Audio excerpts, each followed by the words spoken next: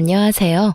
저는 얼마 전 남편과 이혼하고 시댁과의 지긋지긋한 인연도 끊어버린 30대 후반의 여자입니다. 살다 보면 정말 별 이상한 일을 겪기도 하는데 제게는 시댁이 그 이상한 일의 중심이었어요. 살면서 이 정도로 치사하고 더러운 인간은 난생 처음이었거든요. 그래서 오늘은 그 시댁 사람들이 한 짓에 대해 한번 까발려 볼 생각입니다. 저와 남편은 나이 차가 좀 있어요. 제가 30대 중반이었을 때 남편은 40대 초반이었거든요.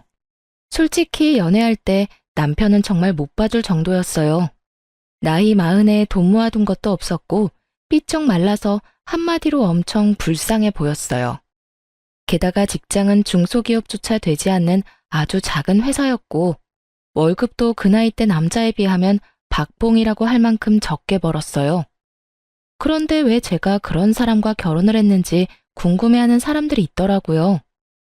네가 도대체 뭐가 모자라서 그런 노총각한테 시집을 가? 남편과 제가 결혼한다고 했을 때 저희 언니가 했던 말이에요. 두 분 부모님은 원래부터 자식들 일에 가타부타 말하는 분들이 아니셨어요. 그저 지지와 응원을 보내주실 뿐 저를 비난하는 일은 없었죠. 그런데 저희 언니는 달랐어요. 언니는 무엇이든 저에게 솔직하게 말해줬거든요. 근데 사람이 참 착해. 한눈 팔 것 같지도 않고. 너 한 번 실패한 걸로 너무 눈이 낮아진 거 아니야? 네가 뭐가 모자라. 너 자존감이 낮아진 건 알겠는데 아무리 그래도 나보다도 훨씬 나이 많은 아저씨를. 사실 언니가 걱정하는 게 뭔지 알았어요. 하지만 저는 이때 굉장히 자신감이 하락해 있었거든요. 저에게는 30대 초반부터 사귄 남자가 있었는데 그 남자와 결혼을 앞두고 있었는데 남자가 바람을 펴서 결국 파혼에 이르렀거든요. 사람들이 결혼까지 안 간 게 다행이라고 했을 만큼 그 남자는 최악의 사람이었어요. 그리고 그 사건을 계기로 저는 자신감을 완전히 상실했죠. 제게 사기를 치려던 인간이 워낙 잘생긴 데다가 유들유들한 성격이었다 보니 무의식 중에 그런 남자와 정반대되는 사람을 고른 것 같기도 했죠. 그렇지만 정말로 그런 이유만으로 그 사람과 결혼하기로 한 건 아니었어요. 그만큼 그 사람이 순수하고 착했거든요. 그래서 더 끌린 거예요. 언니는 마음에 들어 하지 않았지만 부모님은 좀 달랐어요. 시부될 분이 공무원이라 부모님이 좋아하셨거든요. 공무원이라는 직함이 주는 신뢰감이 저희 친정 부모님에게 딱 주어진 거죠. 그렇게 상견례를 무사히 마치고 세부적인 내용을 상의하러 시댁에 들리게 됐어요. 그리고 그때부터 저는 이 결혼에 불안을 가지게 됐어요. 저희 신혼집 이야기를 하는데 시모가 그러더군요. 결혼은 너희 알아서 하거라. 신혼집도 마찬가지야. 너 나이가 40이나 넘어서 어른들한테 의지하고 그러면 안 된다. 그러면 사람들이 욕해. 아직 돈 벌 수 있는 날도 많고 힘도 있지 않니? 그러니까 알아서 결혼해. 결혼식에 우리는 아버지 은퇴하고 나도 일 안 하니 신경 많이 못 써줄 거다. 그 말을 듣고 솔직히 좀 많이 당황했어요. 남편이 예전에 저한테 말한 적이 있었거든요. 자기가 여태 돈을 많이 못 모아둔 이유요. 월급 받을 때부터 시모에게 한 달에 100만 원씩 용돈을 드렸다고 했거든요. 솔직히 남편 월급이 정말 박봉인데 그 박봉에 매달 100만 원을 시댁에 드렸다니 기대를 좀 했거든요. 10년 넘게 그렇게 돈을 받아가셨으면 아들 장가갈 때 돈 좀 마련해 주실 수도 있겠구나 하고요. 그런데 아예 선을 딱 긋는 모습에 당황해버렸죠. 남편은 그걸 이상하게 생각하지 않더군요. 결국 저는 그날 돌아오는 차 안에서 남편에게 말했어요. 당신 결혼해서도 어머님한테 용돈 그렇게 드릴 거야? 그렇지 않을까? 여태 주던 걸 안 주는 것도 이상하고. 오빠, 잘 생각해. 지금 당장 오빠 돈 한 푼 없이 결혼하는 거야.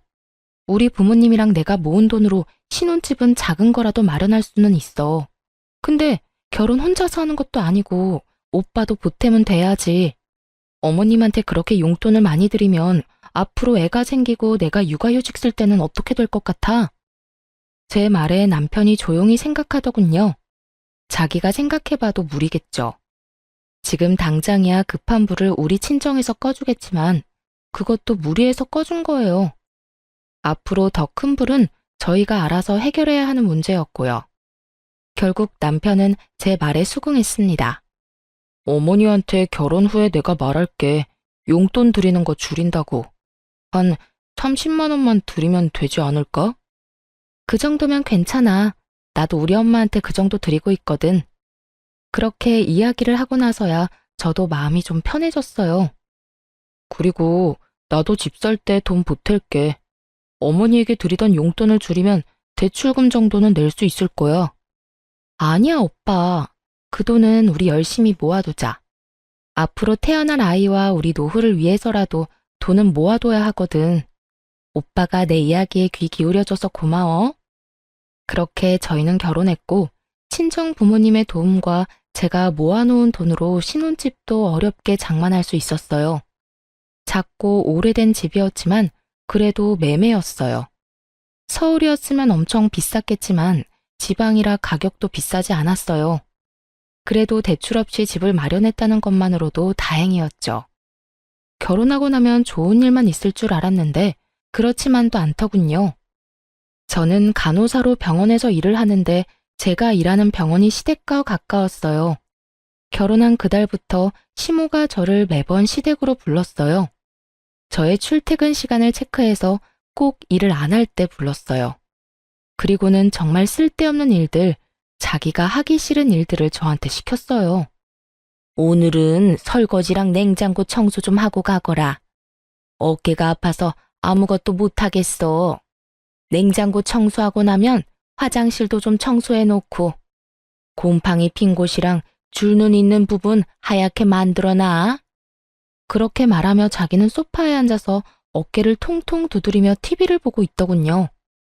저는 보수적인 집단에서 자라서 시모가 며느리에게 일 정도는 시킬 수 있다고 생각해요. 나이 많은 연장자에 대한 공경이라고 생각한다면 못할 것도 없었죠. 하지만 제게 그런 일을 시키고 싶다면 그 밑바탕에는 서로에 대한 최저한의 존중이 깔려 있어야 하는 거 아닌가요? 일 다 했으면 가봐라. 너 있으니까 편하게 못 쉬겠어. 다음에는 좀 더 빨리 할 수 있도록 하고. 제가 시모의 일을 도와줬다면 수고했다 말 한마디, 따뜻한 눈길 한번, 그거라도 저한테 줬어야 맞는 거죠. 그랬다면 그것만으로도 보람과 뿌듯함을 느꼈을 거예요. 그런데 시모는 마치 당연히 부려야 할 종년을 부린 것처럼 굴더라고요. 그러면서 저한테 한마디 하더군요. 예, 이번 달 월급도 10일에 나오니? 큰일이네. 너 아범한테 내 용돈 좀 더 빨리 달라고 이야기하거라. 이번 달 모임이 10일 전에 잡혀서 그 전에 옷을 사야 하거든. 자주 보는 것도 아닌데 한 번 입었던 옷을 입고 가는 것도 좀 그렇지 않니? 그이한테 물어볼게요. 물어볼 게 뭐 있어? 그냥 그렇게 하라고 하면 하는 거지. 정말 고압적인 자세로 그런 말을 하는 시모를 보며 시모가 저를 그리 반기지 않는다는 걸 알게 됐죠. 그날 저녁 저는 남편에게 시모가 용돈을 빨리 받기를 원한다고 말했고 남편은 이 기회에 용돈을 줄여서 드리겠다고 말하겠다고 했고 저도 함께 시댁에 가기로 했어요. 시댁에 가서 시모에게 봉투를 건넨 남편에게 시모가 의아한 듯 묻더군요. 그냥 계좌로 붙여주면 되지 왜 갑자기 현금을 가져와? 그렇게 이야기하며 봉투를 열어 확인하던 시모가 인상을 팍 찡그리더군요. 너 이건 뭐야? 왜 30만 원밖에 안 들어있어? 나머지 70만 원은 어디 갔니? 어머니, 그 일 때문에 드릴 말씀이 있어요.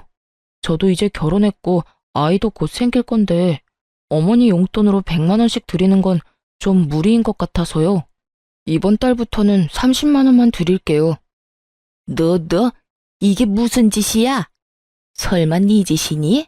네가 우리 아들한테 바람 넣었어? 어머니, 그런 거 아니에요. 솔직히 지금 결혼하면서 마련한 신혼집도 이 사람이랑 장인어른께서 다 도와주신 거잖아요. 결혼할 때 저는 해간 것도 없고요. 지금 많이 저축해야 애가 태어났을 때 조금이라도 더 큰 집으로 이사갈 수 있겠죠. 네가 처갓집에 도움을 받았으면 그건 네가 해결할 일이지. 설마 처갓집에 도움 좀 받았다고 내 용돈 깎아서 사돈한테 돈 주는 거야? 그런 거면 엄마는 용납 못한다. 어머님, 그런 거 아니에요. 오빠가 여태껏 살면서 신세진 게 많아서 용돈을 그렇게 드렸잖아요. 하지만 이제는 분가해서 사는데 이러면 두 집 살림이라 돈이 더 많이 들어요.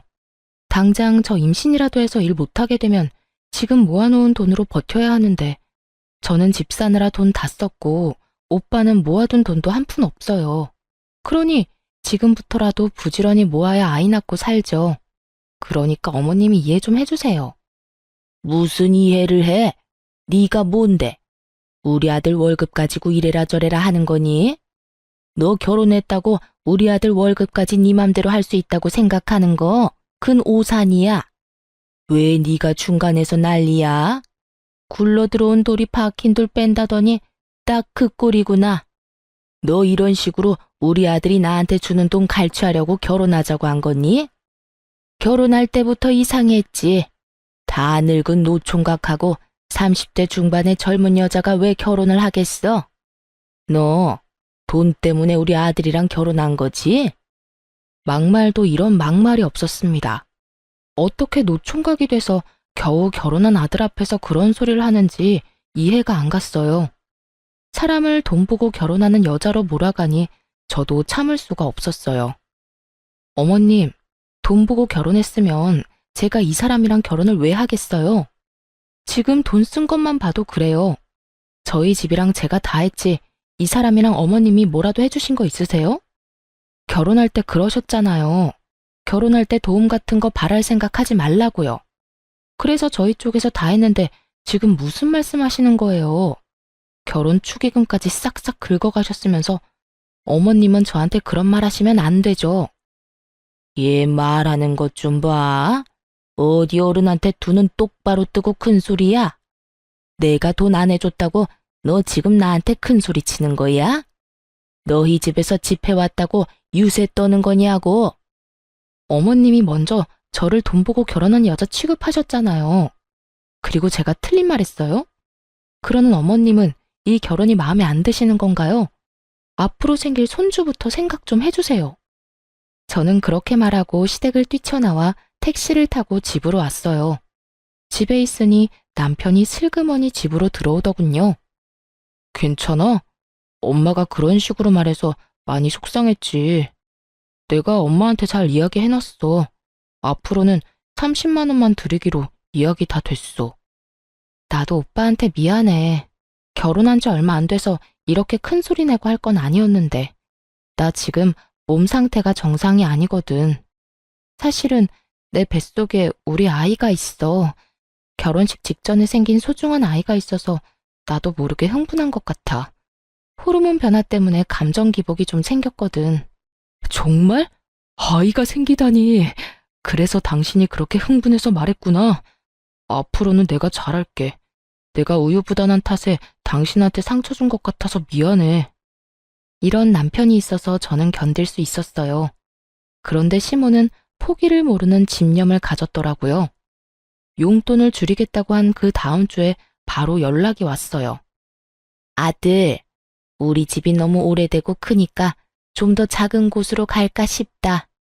그런데 늙어서 시골 들어가는 것도 병원 가는 거 힘드니 안 되고 내가 다니던 병원 근처에 가고 싶은데 돈이 좀 모자라네. 네 이름으로 대출 받아서 돈 좀 마련해 봐라.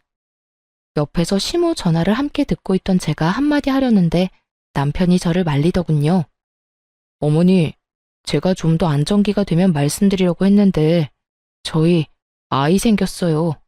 그래서 앞으로 돈 쓸 일은 좀 피할 생각이에요. 지금 있는 집 수리할 곳 있으면 말씀하세요. 제가 보고 수리해야 하는 곳은 수리할게요. 그런데 지금 당장 돈 마련하는 건 무리예요. 아이? 너희 아이가 생겼어? 거짓말 아니야. 나한테 돈 주기 싫어서 애 생겼다고 거짓말하는 거 아니냐고. 무슨 그런 걸로 거짓말을 해요. 어머니, 이제 좀 그만하세요. 저는 괜찮은데 와이프 상처받는 건 안 보고 싶어요. 죄송해요. 그렇게 전화를 끊는 남편을 보니 그제야 마음이 놓였어요. 시모의 그런 막무가내 요청도 막을 수 있게 됐잖아요. 그리고 작은 집으로 옮기면서 돈이 더 필요하다는 시모 말은 진짜 듣고만 있어도 어질하더라고요. 사실 시모는 전업주부로 시부가 주는 돈으로 생활했었는데 사치가 좀 있었거든요. 과시욕도 있고 함께 모임하는 사람들 따라가려니 시부 용돈만으로는 버거웠던 모양이었어요. 그러니 아들 용돈으로 10년 동안 사치스럽게 생활한 모양이었죠. 며느리가 생겨서 이제 그런 생활을 청산해야 하는데 쉽지 않으니 이런 식으로 매번 돈을 요구했어요. 집도 비싼 집으로 가려는 이유는 뻔해 보였어요. 지인들에게 자랑하고 싶었던 모양이었어요. 땅값 비싼 곳으로 이사 갔다고 말이죠. 손주가 생기니 결국은 더 이상 돈을 요구하지는 않더군요. 하지만 그 뒤로는 좀 더 치사한 방법으로 저를 괴롭히기 시작했어요. 제게 반감을 가지고 있다고 생각했는데 나중에 그 속내를 확인하고는 소름이 돋았어요. 평범한 사람이라면 상상도 못할 검은 속내가 있더라고요. 저는 결혼과 동시에 임신을 했고 아이를 낳았어요. 딸은 시모의 의심과는 다르게 남편과 무척 똑같이 생겼었어요. 아무도 남편 아들이 아니라고 생각도 못할 정도로 말이죠. 시댁에는 그 용돈 사건 이후로 잘 가지 않았고 명절과 생일, 어버이날에만 방문하게 됐어요. 그 외의 날에는 남편 혼자 시댁에 들렀죠. 아이가 2살 때였어요. 음식을 차리는 건 거의 다 제 몫이었어요. 시모는 절대로 저를 도와주지 않았어요. 딱 하나, 밥만 시모가 했죠. 그런데 그보다 더 짜증나는 일은 따로 있었어요. 밥을 먹으려고 할 때마다 저를 바깥으로 심부름을 보냈거든요. 시댁에서 마트까지는 적어도 걸어서 왕복 20분은 걸렸어요. 가는데 10분, 장 보는데 10분, 오는데 10분이면 총 30분을 보내는 거죠. 심부름은 항상 간장이나 막걸리, 음료수 같은 액체로 된 무거운 물건들이었죠. 미리 사두면 될 것인데 항상 그렇게 저를 시켰어요. 그리고 갔다 오면 다들 밥을 다 먹고 저는 남아있는 찌꺼기만 먹어야 했죠. 게다가 그뿐이면 말을 안 해요. 항상 제 몫에 새밥만 없어서 찬밥을 줬는데 그 밥에서는 항상 쉰내가 났어요. 어머니, 이거 상한 것 같아요. 어머, 어쩌니? 밥이 없는데 햇반이라도 사와서 먹어. 그러면서 또 내보내는 거예요. 한 번이면 실수였나 보다, 정신이 없었나 보다 싶지만 매번 갈 때마다 이런 패턴이니 나중에는 아무리 바보라도 제가 괴롭힘을 당한다는 걸 알게 될 수밖에 없잖아요. 게다가 이번에 명절에 들렀을 때는 제가 아이를 돌보느라 허리에 디스크 증상이 심해서 고생했던 날이었어요.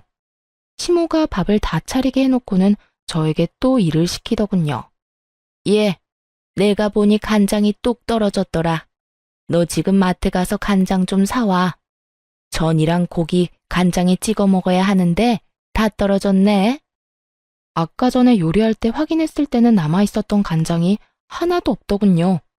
간장을 다 비워버린 모양이었어요. 저는 웃으면서 옆에 앉아있는 남편한테 말했어요. 여보, 좀 다녀와요. 나 허리 때문에. 맞다. 어머니, 제가 금방 다녀올게요. 남편이 그렇게 말하며 후다닥 자리에서 일어섰어요.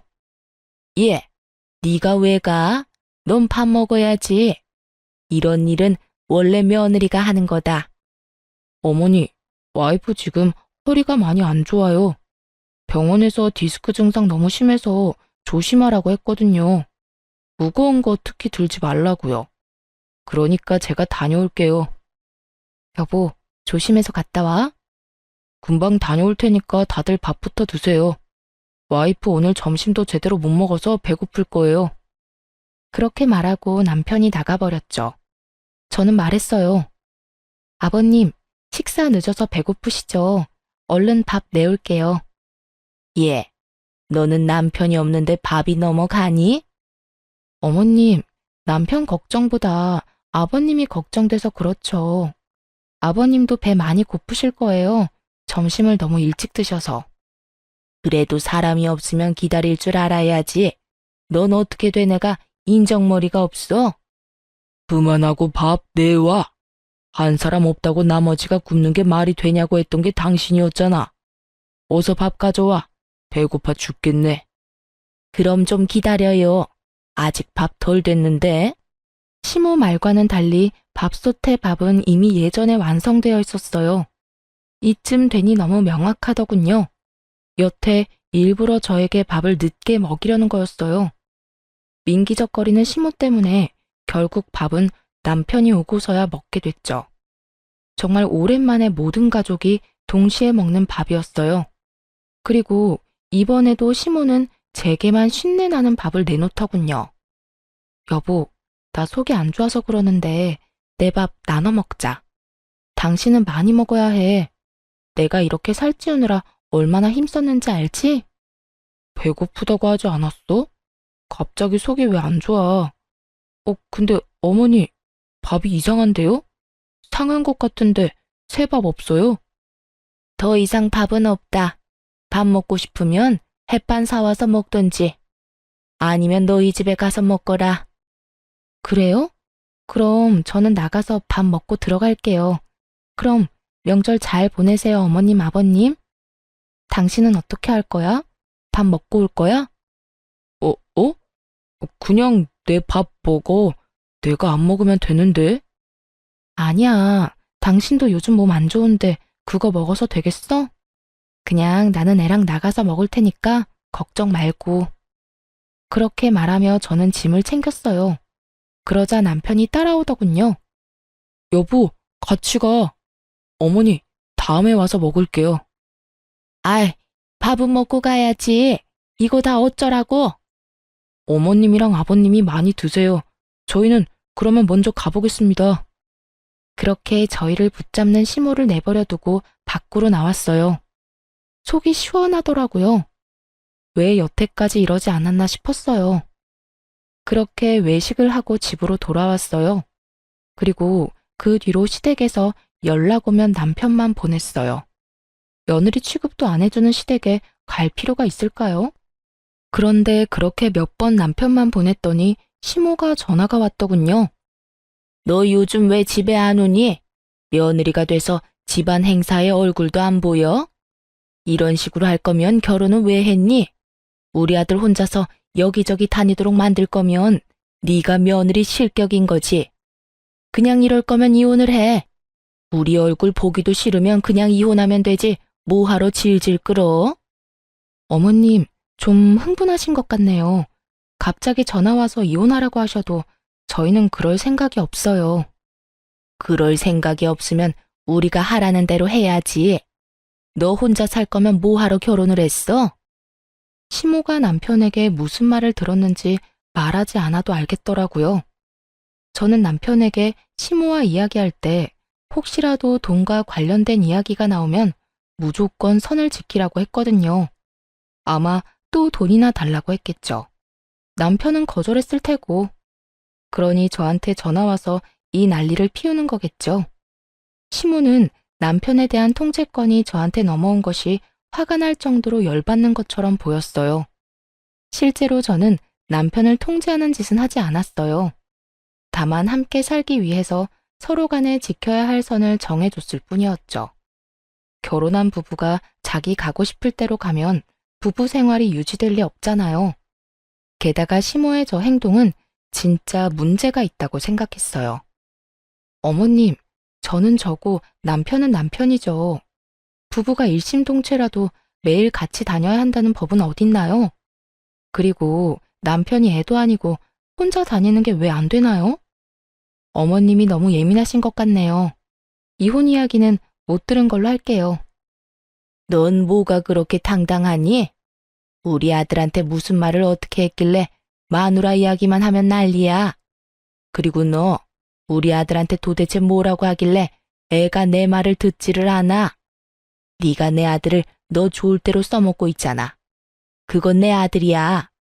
내 아들이 번 돈은 내 돈이고 내가 키워준 값 받겠다는데 네가 중간에서 그걸 낚아채? 내가 가만히 있을 줄 아니? 너 두고 봐라. 내가 아들한테 이야기해서 너희 꼭 이혼시켜버릴 테니까. 그렇게 말하고는 전화를 끊더군요. 정말 어이가 없었어요. 부부 사이의 일을 왜 본인이 결정하겠다는 건지. 시모와 대판 싸우고 나서도 저는 시댁에 얼굴 한번 내비치지 않았어요. 남편에게 그 전화 내용에 대해 잃을까 생각하기도 했지만 혼자서 열심히 시댁에 다녀주는 남편에게 이런 일로 더 신경 쓰이게 하고 싶지 않았죠. 그런데 그 전화 이후로 남편이 점점 이상해지더군요. 시모에게 홀라당 넘어가 버린 건지 시모에게 설득당해 버린 건지 모르겠지만 이상한 말을 꺼냈어요. 당신, 우리 부모님 얼굴 진짜 이렇게 계속 안 볼 거야? 부탁인데 만나서 한 번만이라도 대화를 해봐. 대화? 아버님하고 대화하라면 언제든지 할 수 있어. 그런데 어머님은 아니잖아. 대화 자체가 성립이 안 돼. 이미 나를 싫어하시는 분이야. 만나면 싸움만 하는데 대화도 할 마음이 있는 사람들끼리 하는 거지. 엄마도 당신하고 이야기하고 싶다는데 당신이 좀 굽히고 들어가주면 안 될까? 여태까지 당신이 원하는 대로 해줬으면 이번 한 번 정도는 당신이 양보해줘도 되지 않을까 싶은데. 그러나 저는 반대했어요. 절대로 받아들이고 싶지 않았어요. 이혼을 하라 마라 전화로 요구하는 시모와 대체 무슨 대화를 나눈다는 말이죠? 그런데 저는 그런 시모와 결국 한 자리에서 만나게 됐어요. 모든 것이 남편의 그림이었죠. 저녁에 외식을 하자고 그러더라고요. 제가 제일 좋아하는 오리고기 가게를 간다길래 좋아서 남편과 함께 나갔는데 그 자리에 시모가 떡하니 앉아있더군요. 예, 왔니? 오랜만에 보는구나. 잘 지내는 것 같아 보기 좋네. 왜 요새 이렇게 얼굴을 안 비추니? 사람이 확 달라졌더군요. 엄청 부드럽게 말하는 시모를 보며 이 사람은 왜 이런 행동을 하나 경계부터 됐어요. 불과 며칠 전에 이혼하라며 난리친 시모와 대화를 나눴기에 이 변화가 더 수상했죠. 그러니 당연히 말이 곱게 나갈 리가 없었죠. 제가 얼굴을 안 비추는 이유는 어머님이 잘 아실 것 같은데요. 뾰족하게 가시가 돋친 제 말에 갑자기 시모가 얼굴을 손바닥으로 감싸더니 엉엉 울더라고요. 얘야, 미안하다. 내가 시집살이를 시키려고 시킨 건 아니다. 나는 다 너 욕먹지 말라고 그런 거야. 어디 가서 며느리 네가 하고픈 대로 하면 사람들이 배운 거 없다면 욕할 테니까. 그래서 내가 미리 너에게 가르쳐 준다는 것이 너를 오해하게 만들었어. 미안하다. 지금 왜 우세요? 정말 할 말이 이거 말고는 나오지 않았어요. 이 사람이 왜 이러나 싶었다니까요. 네가 화난 것도 알겠는데 도대체 내가 뭘 그렇게 잘못했니? 나는 다 너 잘되라고 한 거야. 그러니까 오해 풀고 다시 우리 집에도 들리고 우리 아들이랑 같이 잔치에도 나오고 그래. 네가 화났다고 해서 우리 아들에게까지 피해를 주는 건 아니잖니. 게다가 요즘에는 나도 며느리한테 버림받았냐며 사람들 입방아에 오르내리는 상황이라 어디 나가기도 무섭고. 다 내가 잘못했다. 그러니까 제발 용서해주면 안 되겠니? 완전 불쌍한 척 쇼를 하고 계시더라고요. 왜 울어요? 울고 싶은 건 저였는데. 그리고 자기가 뭘 잘못했냐니 전화로 이혼하라며 난리치던 건 잘못이 아닌가요? 제가 당황해서 입만 벌리고 있는데 남편이 그러더군요. 여보, 우리 엄마가 사과하잖아. 그러니까 이제 그만 사이좋게 지내줘. 중간에서 고생하는 날 생각해서라도. 게다가 어머니가 이렇게 울면서 사과하실 정도면 정말로 당신이랑 잘해보고 싶어서 그런 거야. 나는 지금 이 상황 자체가 이해가 안 돼.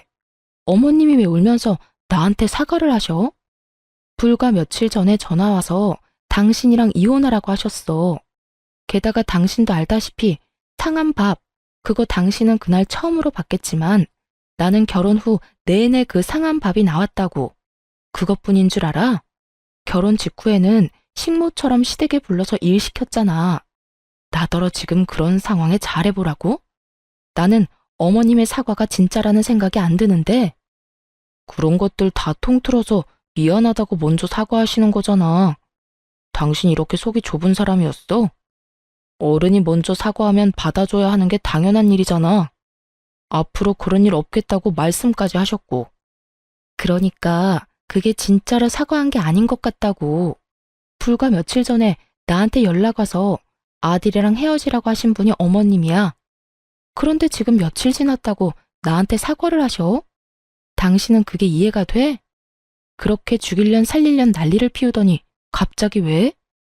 남편의 어이없는 말에 대꾸를 하며 흙이 시모를 훔쳐보던 제 눈에 정말 경악스러운 모습이 비춰졌어요.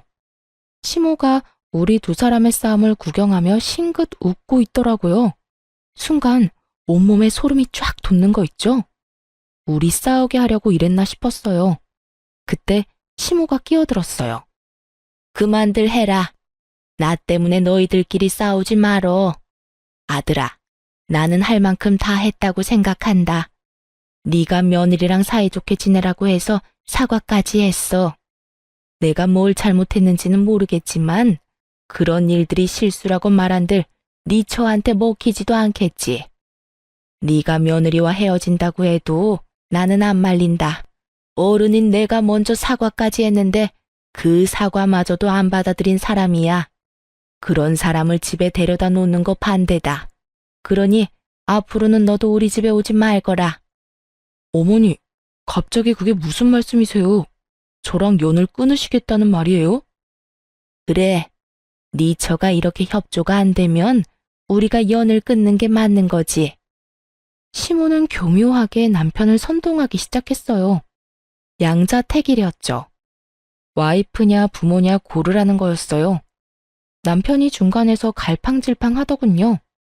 저는 그 갈팡질팡에 더 배신감이 느껴졌어요. 어머니, 저는 연 끊을 생각 없어요. 우리도 너와 연 끊을 생각은 없었어. 그런데 네 마누라를 봐라. 아주 완고하잖니? 고집이라는 고집은 있는 대로 부리고 어른들이 머리를 낮추고 들어가도 빳빳하게 고개 들고 나한테 따지는 거 못 봤니? 나는 그런 여자는 며느리로 두고 싶지 않다. 내가 자존심 다 내려놓고 사과하면 뭐하니? 받아줄 생각이 없는데.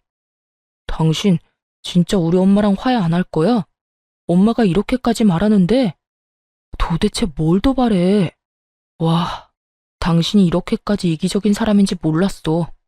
나랑 우리 엄마가 이렇게 고개 숙이고 들어갔으면 받아주는 척이라도 해야 하는 거 아니야? 그리고 막말로 시댁 어른이잖아. 어떻게 너는 네 생각만 해? 네가 힘들다고 나랑 부모님 관계 다 망쳐놓는 게 말이 되는 일이야? 아들, 됐다. 더 이상 설득하려 하지 마. 이해가 안 되는 사람들은 평생 이해를 못해. 내가 이것 하나만 확실히 말하마. 재산 분할은 확실하게 해라. 돈 문제는 확실하게 해야 뒤탈이 없어. 너희가 이혼을 하든 뭘 하든 상관은 없는데 이 엄마는 네가 재가를 해도 더 좋은 여자를 만날 수 있을 거라고 확신해. 아예 이혼을 하라고 등을 떠밀고 있더군요. 결국 식사도 제대로 못하고 집으로 돌아온 저는 남편에게 말했어요. 진짜 나랑 헤어질 거야? 당신이야말로 나랑 헤어지고 싶지 않으면 어머니 말씀 좀 들어. 일 그거 시키는 거 가지고 왜 그렇게 민감하게 굴어? 어르신 힘 없으니 며느리한테 일 시킬 수도 있지. 그냥 일 시키는 거면 나도 해. 근데 일을 하고도 수고했다 한마디 해주는 법이 없잖아. 마치 당연한 듯이 집에 딸린 종 부리듯이 하는데 내가 왜 화가 안 나겠어? 반대로 생각해보라고. 우리 엄마가 오빠를 마음대로 불러서 일 시켜먹고 일 다 했으니까 빨리 너희 집에 가라고 하면 기분이 좋겠어? 그리고 어머님 아까 나한테 사과하신 것도 다 거짓말이야. 우리 둘이 싸울 때 어머님 웃고 계셨다고. 너 도대체 어디까지 우리 엄마를 모욕할 거야? 엄마가 왜 그런 짓을 하는데? 울면서 사과하는 모습이 애처로워 보였는데 네 눈에는 그게 웃는 것처럼 보였어? 아, 진짜 말이 안 통하네. 우리 이혼이라도 해봐. 어머님이 당신한테 돈 이야기 안 할 것 같아? 분명히 돈 이야기할 거 뻔하다고. 어머님 용돈이 나 때문에 줄어들었다고 생각하시니까 당연히 우리 둘 이혼시키고 싶어 하시는 거고 다 당신 돈 때문에. 그만 좀 해. 부모님이 나한테 그럴 리가 없잖아. 여태껏 내가 부모님한테 드린 거야. 그리고 틀린 말은 아니잖아. 당신 때문에 줄였던 거. 그래서 내가 어머님한테 주는 용돈 적게 주라고 했다고 지금 나한테 화내는 거야? 그러면 적게 주자고 했을 때 차라리 화를 냈었어야지. 당신도 거기 수긍했으면서 왜 이제 와서 사람 뒤통수를 때리는 건데? 됐다 됐어. 그냥 헤어지자. 이혼해. 나는 내 말 믿지 않으려는 사람하고 더 이상 같이 살기 싫어. 진짜 이렇게까지 해야겠어? 좀 굽히고 들어가라고. 싫다고. 어머님 저러는 거 당신에 대한 통제권을 나한테 뺏겠다고 생각해서 그런 건데 게다가 울면서 사과하는 사람이 뒤에서 웃고 있으면 그게 진심일 리가 없잖아. 당신하고는 말 안 통하니까 그냥 이혼해. 나도 이딴 식으로 매번 부딪히기 싫으니까. 저는 그렇게 남편과 이혼 서류를 냈어요. 결국 남편에 대한 통제권은 시모에게 넘어갔고 저와 남편은 이혼 소송을 진행했어요. 서로 변호사 선임한 직후 저는 남편에게 시모와의 마지막 통화 내용을 보내줬어요. 저도 예전에 자동 녹음 기능을 켜놨던 건데 그게 켜져 있어서인지 시모와의 대화가 자동으로 녹음이 됐더라고요. 그 통화 내용이 남편에게 어떤 식으로 작용했는지 모르겠지만 통화 내용을 보내고 나서 며칠 뒤에 남편이 잠깐 만나자고 하더군요. 이혼 때문에 할 이야기가 있다고요. 저는 만날 생각 없었지만 남편이 제가 일하는 병원 앞으로 찾아와서 기다리고 있더라고요. 결국 남편과 대화를 하게 됐는데 살이 엄청 빠졌더라고요. 고작 몇 주 만에 말이죠. 무슨 일로 보자고 한 거야? 난 할 말 없어. 이야기는 변호사 통해서 하면 되잖아. 여보, 이혼은 없던 일로 하면 안 될까? 당신이 그때 그랬지. 어머니가 내 돈 때문에 이혼하라고 하는 것 같다고 말이야. 정말로 그런 것 같아서 그래. 어머니한테 당신이 이혼하자고 했다고 하니까 갑자기 웃으시면서 잘 됐다고 하시더니 용돈부터 100만 원으로 다시 올려달라더라. 난 잘못 들은 건 줄 알았어. 당신 말대로 돈 이야기부터 할 줄은 정말 상상도 못해서. 남편은 경황이 없는 목소리로 제게 하소연하듯 말하더군요. 그래서? 그래서라니. 당신 말이 다 맞았으니까 내가 잘못했다고. 그러니까 우리 이혼 없던 걸로 해줘. 내가 알던 어머니가 아니었어. 그러니까 당신이 맞았던 거지. 그 전화 내용도 확인해보니까 다 사실이었고 어머니가 그때 나한테 한 말이 더 소름 끼쳤어. 다음에는 용돈 많이 주는 돈 많이 버는 며느리 찾으라고. 그러면서 어머니 덕분에 이혼하는 거니까 위자료나 재산 분할 받으면 반은 내놓으라고 하시는데 그리고 집이 허름하니 우선 나더러 대출받아서 집부터 옮겨서 같이 살자고 하더라고. 같이 살면서 또 얼마나 뜯어가시려는지 그 말 듣는데 내가 진짜 헛다리 짚었다는 생각밖에 안 들더라. 남편이 초췌해진 얼굴을 쓸어내리며 말하더군요. 빌빌거리며 다 죽어가는 인간 인공호흡기 꽂아줬더니 제 손으로 인공호흡기 빼고는 다시 삐쩍 말라가다가 이제야 정신을 차린 모양이었어요. 참 웃긴 게 그렇게 시모가 남편 돈을 원하는 거였다고 말해줘도 그때는 들은 척도 안 하더니 직접 귀로 들으니 또 달랐나 봐요. 내가 몇 번이나 이야기했을 때는 믿지도 않았으면서 이제야 정신이 들었어? 근데 어쩌나? 나는 이미 당신한테 정 떨어진 지 오래됐는데? 결혼이라는 건 신뢰를 바탕으로 이뤄지는 건데 당신은 그걸 깼어. 나를 의심하기 시작한 순간부터 당신이랑 내 사이는 깨진 거라고. 그리고 그건 다시 못 붙여. 당신 어머니가 그 사람인 이상 우리는 또 깨질 거니까. 그러니까 내가 어머니와 연락 끊을게. 진짜로. 이번에는 당신 말 제대로 들을 테니까 제발 부탁이야. 난 당신 받아줄 생각도 없고 다시 만나고 싶은 마음도 없어. 당신이 나한테 준 게 얼마나 큰 배신이었는지 당신은 모르지? 그리고 나는 한 번 배신한 놈은 다시 배신할 가능성이 높다고 생각해. 그러니까 여기서 깔끔하게 끝내는 게 맞는 것 같아. 앞으로 이런 일로 연락하지 마. 그리고 당신이 당신 엄마랑 연을 끊든 말든 이제 와서 나랑 무슨 상관이야? 이 이혼은 당신 선택으로 결정된 건데 진짜 웃기다. 어머니 탓하면 마음이 좀 시원하니? 어머님이 잘못한 건 누가 봐도 당연한 건데 그런 어머니한테 홀라당 넘어간 너한테는 잘못이 없다고 생각하나 봐. 그런데 네가 제일 나빠. 믿을 것처럼 해놓고 결국에는 배신하는 인간. 그렇게 남편 놈에게 일침을 하고 돌아섰죠.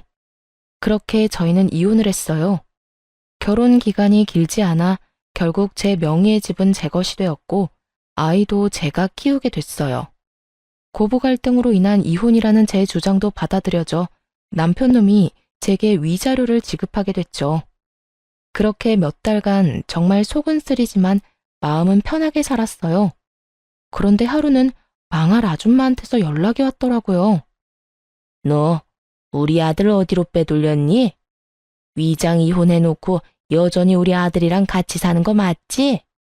뜬금없는 소리를 해대는 통에 저도 당황했어요. 이혼한 사람을 왜 여기서 찾아요? 저랑 같이 안 살아요. 거짓말 하지 마.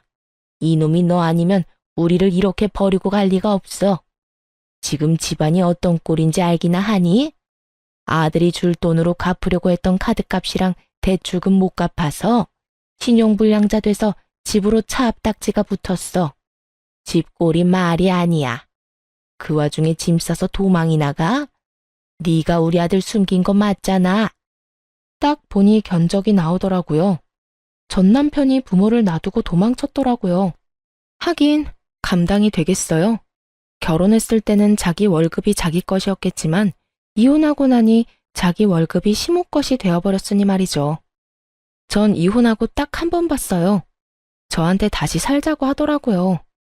그 사람 도망간 이유 알고는 있으세요? 저한테 그러던데요. 어머니가 자기를 돈으로 본다고요. 제가 마지막에 어머님이 저랑 통화한 내용도 전 남편한테 보내줬거든요. 그거 보고 큰 깨달음을 얻었던 건지도 모르죠.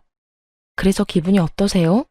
돈줄인 아들 저한테서 되찾아가려다가 결국 아들한테 버림받게 되신 기분이?